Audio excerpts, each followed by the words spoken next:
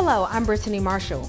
On this edition of Commuter Connections, we've got the latest information on how to find real-time arrival information for MARC train.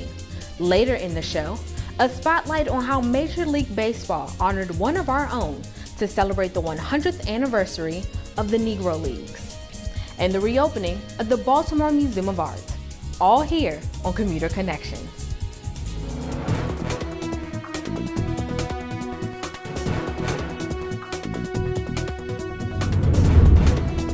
M.MTA has updated technology that will make trips a little easier for those riding MARC train. Here to tell us more about it is MARC Train's Chief Transportation Officer, Dave Johnson. Dave, thanks for joining us. Thanks for having me, Brittany. Tell us about this updated technology that will help MARC riders. Yes, it's an update to our MARC Tracker system. MARC Tracker is our GPS-based train locating system that allows customers to see where their train is. We were actually the first commuter railroad in North America to have a GPS-based train tracking system. It began in 2000. And like many things technology-wise that were created in 2000, it was time for an update. A lot of the back office technology was outdated.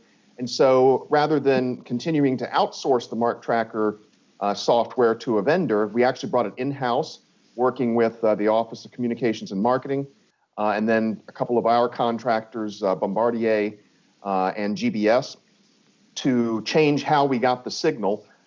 Used to be, we got the signal from the cab control car, which is the remote car that engineers use to operate the train toward Washington with the engine at the back. Now we get the GPS signal from the locomotive.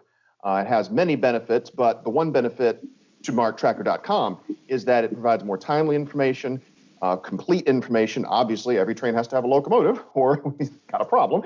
So every train tracks now, and tracks accurately and really shows a lot more and better information for customers. So you talked a little bit about how it worked, but give us a little bit more detail and go deeper into that.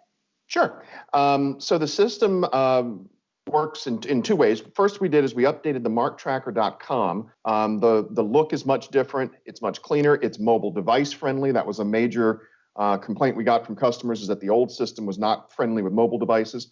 It also, it's just a better look. It's a cleaner look. It's easier to tell where your train is. And also it predicts what time it will arrive, as opposed to just saying 6 minutes late, 5 minutes late, however many minutes late. It actually says your train is going to arrive at your station at 4:23 p.m. It also included a kind of an overhaul to our the signage at our stations. The signages themselves have not changed. They're still the same LED scrolling signs, but we have the information is presented differently, again, coming from the locomotive rather than the cab car. And customers actually see on the scroll what time their train is going to arrive, in addition to how many minutes late it is or if it's on time. And so you actually know when the train is going to pull in. And when did this launch, and is it available on all of the MARC lines?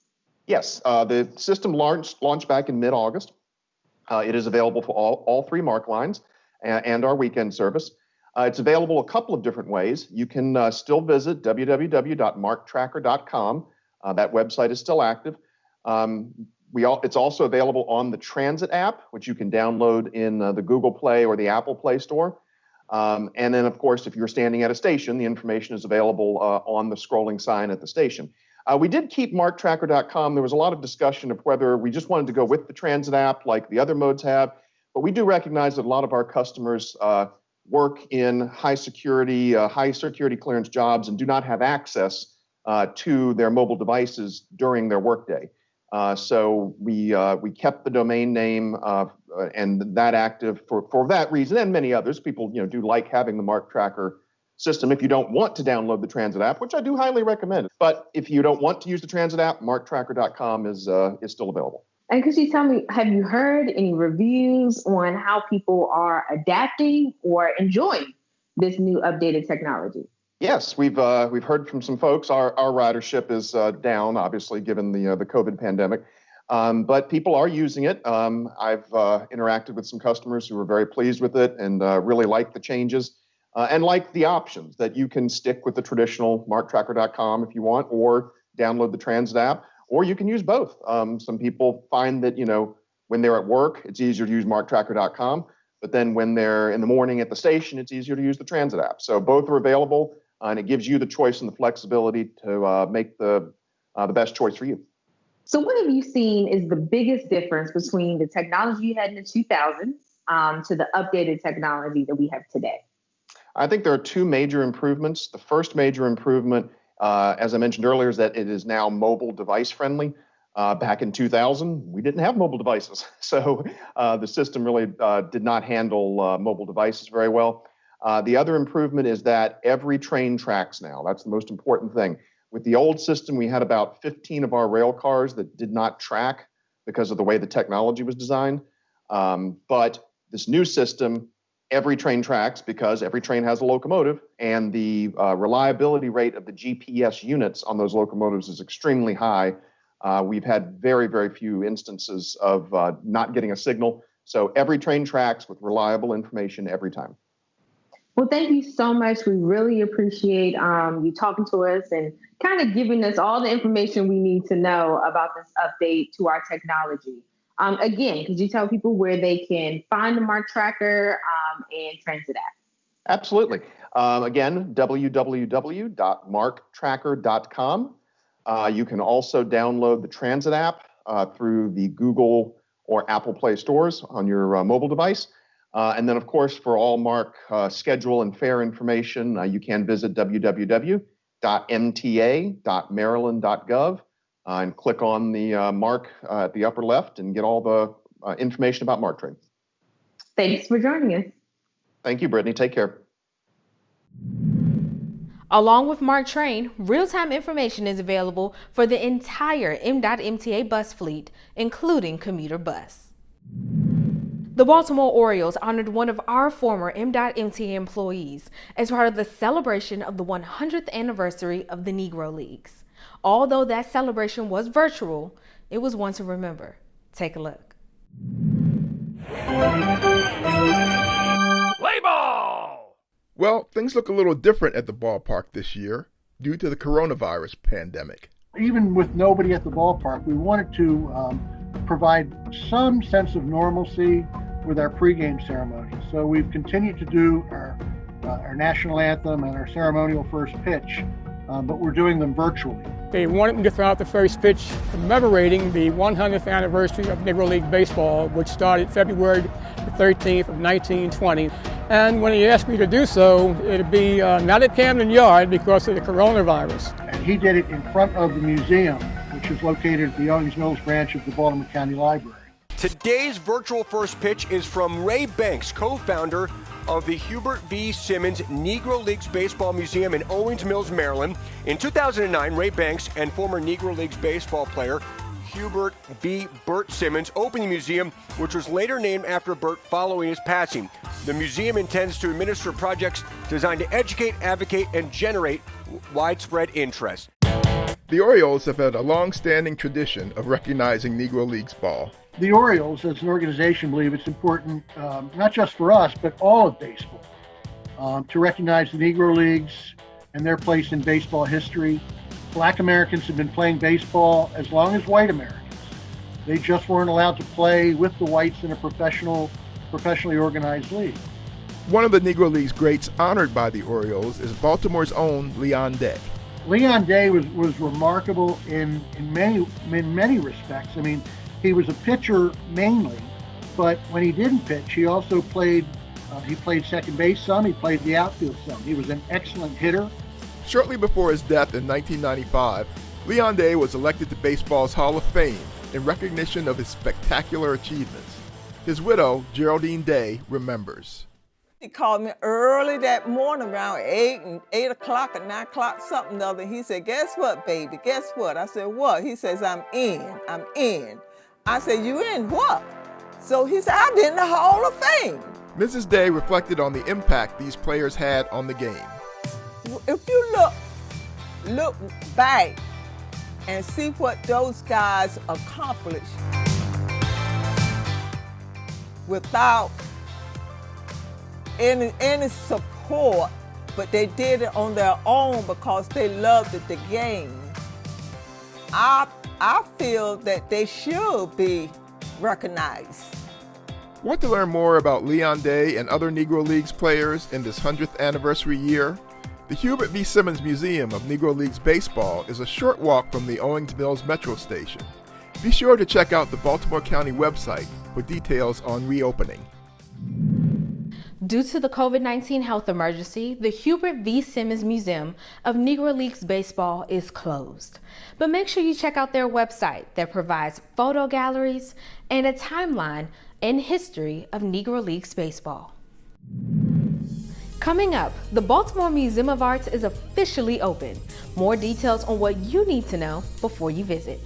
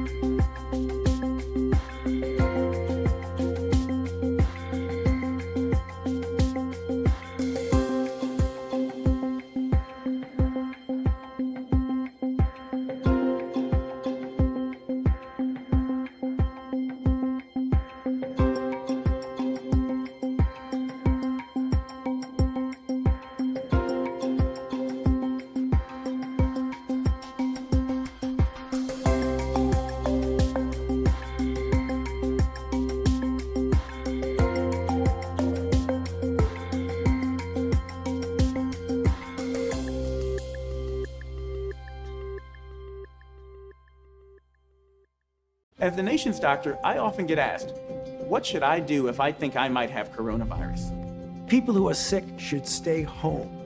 You don't go to an emergency room, you don't go to a clinic. You get on the phone and you ask for advice and instructions from your physician. We don't want you to go into the ER or the doctor's office without talking to them first because you might spread coronavirus to someone else. Please visit coronavirus.gov for more information. 6 months after closing its doors, the Baltimore Museum of Art is reopened to the public. The museum's manager of public programs, Tracy Bill, is here to tell us exactly what you need to know before you go visit. So Tracy, thanks for joining us. We really appreciate it. Oh, thank you for having me. I'm excited to be here. And could you tell me why the Baltimore Museum of Art decided to reopen this month? Well, I think people are just ready to see art in person again. You know what I mean? Get up close and personal with the art. And after being closed for 6 months, I think folks missed us for sure. And we could definitely tell that by the reopening of the sculpture garden in June, which was met with a very excited and welcoming response. So yeah, now we're back.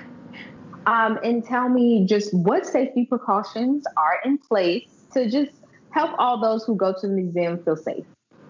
Oh, well, we're obviously following like the CDC guidelines, and the health of our staff and also visitors is like the most important thing to us. So masks are always required. And now we're instituting timed entry. So people can go online, they can go onto our website and get tickets. Our tickets are free. You can get tickets for timed entry. So we're allowing entry every 15 minutes. And we also allow up to 6 walk-ups within those 15-minute increments. Our group sizes have been taken down just a bit. So we're allowing groups no larger than 5. And then our capacity limits are obviously a bit lower than before. And there are hand sanitizing stations across the museum. So the museum opens in 3 phases. Could you tell us about that? Yes, September 16th, the East Lobby Mickalene Thomas installation, as well as European art galleries, the African art galleries, Asian art galleries in Antioch Court, and the Ellen L'Esperance exhibition opened.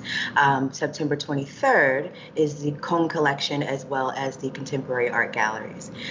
September 30th, the special exhibitions reopened, and there is a Candice Bryce Too Long Didn't Read exhibition, and Perfect Power, Motherhood, and African Art. as well as the American galleries, the Terrace galleries, which also has a few select works from Mickalene Thomas as well. And how much work goes into a reopening of a museum? I can only imagine what you guys have gone through just in being in COVID-19 Yes. health emergency. So how much work goes into preparing for something like this? You know, it's interesting. It's hard to sort of quantify like how much work, because we have different departments and different groups that are working together. So like you have curators, you have the installation teams, there's like the extension of exhibitions. I work in the education team, so we do a lot of programs and we produce a lot of events within the museum. So I think there's a huge volume of work that is very different, and you got to remain flexible, you know what I mean, and be willing to shape shift, And I think for all of us, the most important thing is just the health and safety of our visitors, as well as just being able to welcome visitors and our staff back, you know what I mean? So the museum started 2020 with the 2020 vision, which focused on female identifying artists. Could you tell me how that exhibit and those exhibitions are dealing with the reopening? Well, it's interesting because right after, we closed, and a lot of those exhibitions had just opened. Some were only open for 2 weeks. There was one that literally had to close the day after it opened. So we've been lucky and been able to extend those exhibitions into 2021. So we are very excited about that. We've made those extensions, and we're also adding a new exhibition that's featuring G's Ben quilts later in the fall. And so we've been lucky in that sense. And could you tell us just some of the most popular exhibitions that are open during this reopening? Well, we're here in Baltimore City, so we have quite a few artists that are on view that people are very excited about because they are located here in the Baltimore area. So we have a collection of paintings, prints, and drawings by Valerie Maynard. We have photographs by Shan Wallace, as well as paintings by Joe Smale, and Elisa Blunt Moorhead and Bradford Young. We have an exhibition that's a multi-channel video exhibition by them as well. So those, I could say that locally, those are probably some of the more popular ones. So beyond what's available inside the museum, what is some of the online content that you guys have on your website? Well, we have some really interesting online content, very exciting. So October 22nd is Necessities of Tomorrows. That's our signature event, and we are super excited to welcome Tarana Burke, the founder of the Me Too movement. She'll be in conversation with Nadia Tolokonnikova, who is an artist and activist, and they'll be in conversation together, and that conversation is going to be moderated by Jenna Wortham, who's a New York Times writer, as well as a host of the New York Times podcast, Still Processing. And so those are two bigger events, but we also have a series of online content that happens pretty much weekly. We have content for families and children. We have Art Break Live, which happens every other week on our Facebook page. There's also the Violet Hour series, which is every other Wednesday, which takes place on Facebook or Instagram. So you kind of have to follow us to know what's going on with that. And and we're also just looking forward to producing more online content as well. So the trick here is just to follow us, across social media. And the museum usually has an event on Sundays for families. How has that changed? Yes, so Free Family Sundays was one of our more popular events for families, and so we couldn't let that go. So what we've done is the same time slot every Sunday between 2 p.m. and 5 p.m. Families can stop by and pick up an art kit, which is really cool. And so it has everything in the kit is there for you to be able to make your own art project at home, and you also get step-by-step instructions as well. So, yeah. And again, tell us what's the admission and the hours that are available for to come to visit. Well, we're a free museum, so admission is free. And with the time ticketing, you can just, like I said, you can reserve tickets online. For that, we're also allowing walk-ups. And our hours are Wednesday through Sunday, and we're open at 10 a.m. to 5 p.m. And where's the museum located for those who haven't been there before? Oh, well, we're right in Charles Village. We're on the Johns Hopkins Homewood campus, right near 31st Street in North Charles. And what's the best way to get there through MDOT MTA Transit? Well, we are on the 51 and 95 bus lines as well as the Silver Line. They're all in walking distance from the museum. So where can people find more information about the Baltimore Museum of Art? Well, the first place you can stop is our website, which is artbma.org. You can also find us on Facebook and Twitter at artbma, and we're on Instagram, of course, at the Baltimore Museum of Art. Well, thank you so much for joining us. We really appreciate it. Thank you. Thanks for having me.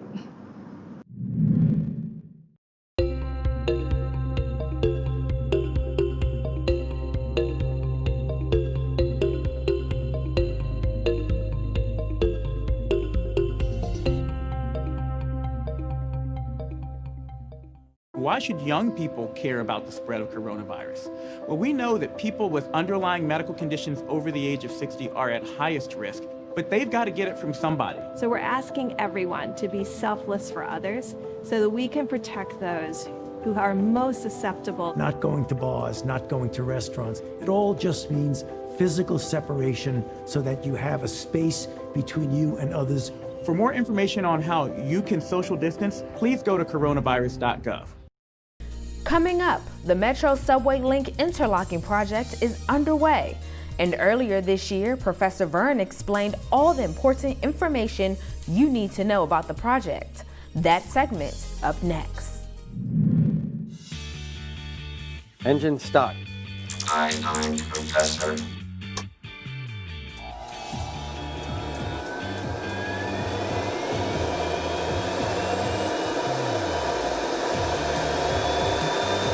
Hey, Professor Verne, what's going on? And what is this? Good morning, Administrator. We're testing an atomic engine that Robot designed. So where would we use that kind of thing? Like on a MARC locomotive? Robot, what exactly did you design that to do? It will take me to Alpha Centauri. Sorry, Administrator. It looks like my research has gone off on a little tangent. Yeah, do you think? Anyway, Professor Verne, I'm here to talk about our Metro Subway interlocking replacement project. Absolutely, Administrator. Throughout 2020, Metro Subway will undergo a project to replace both the State Center and Charles Center interlockings. But Professor Verne, what exactly are interlockings and why are they so important?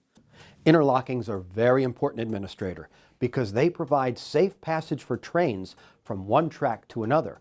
They're also called crossovers and consist of railroad switches, railroad signals, third rail systems, rail heaters, railroad ties, and thousands of feet of cables. Do you happen to have a mock-up that lays all this out? Actually, I was just getting to that. Shall we check it out? Let's check it out. Okay.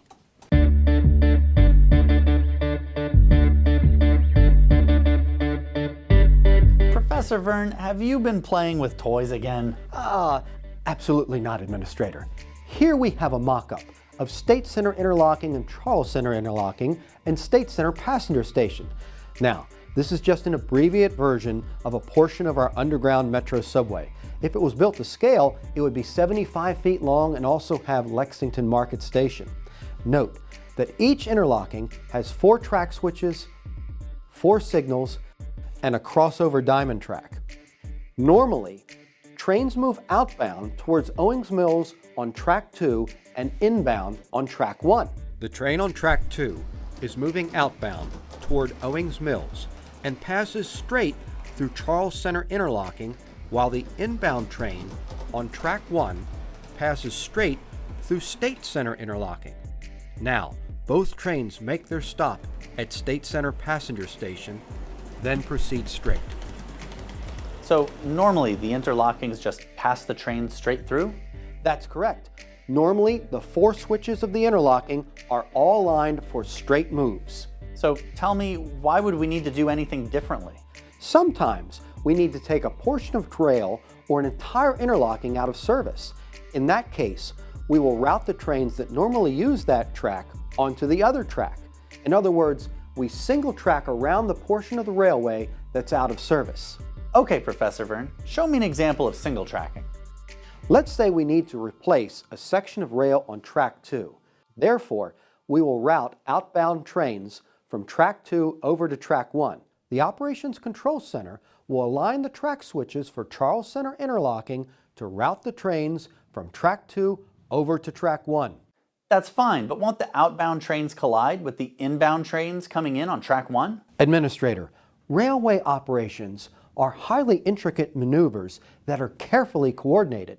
The inbound trains on track 1 will be stopped prior to State Center interlocking until the outbound trains are safely guided back onto track 2. Now, I'll align the track switches at both interlockings for single track operations on track 1. Interlocking switches always work in pairs, so I'm aligning this pair at Charles Center interlocking to route trains from track 2 over to track 1. I will align this pair at State Center interlocking to route trains from track 1 over to track 2.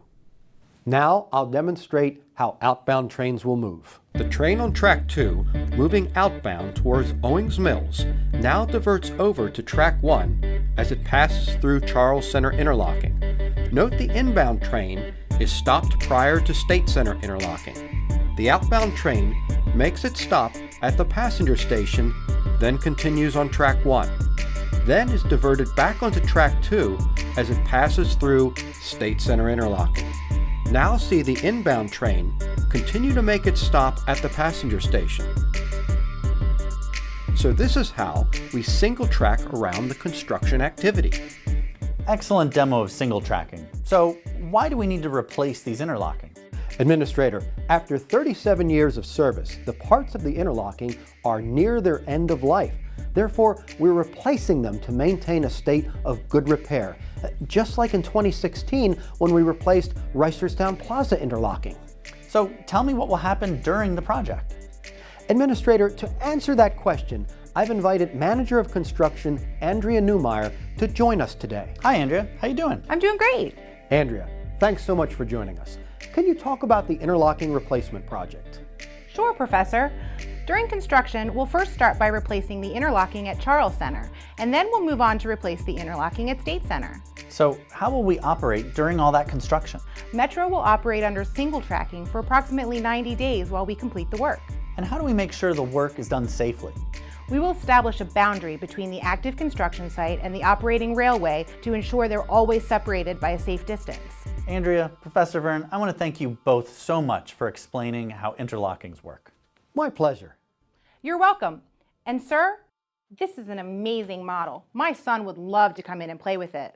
You know, I think we can make that happen.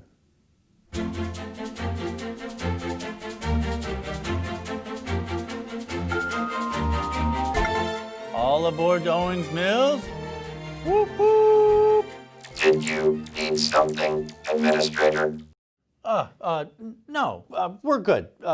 Carry on, sir. Robot, whatever. Why am I even answering him? We've come to the end of another edition of Commuter Connections. Thanks for joining us. Be safe, and we'll see you next time.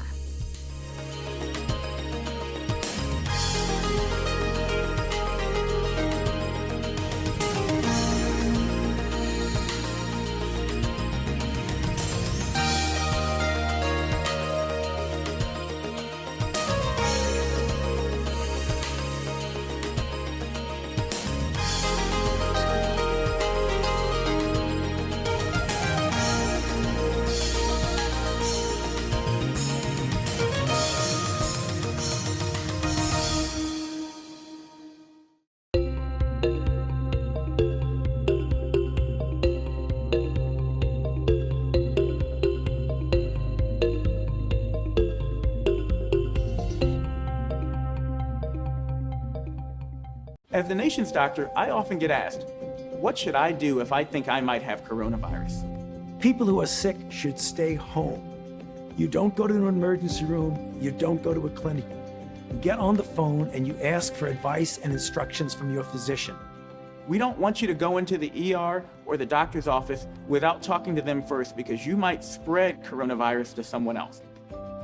Please visit coronavirus.gov for more information.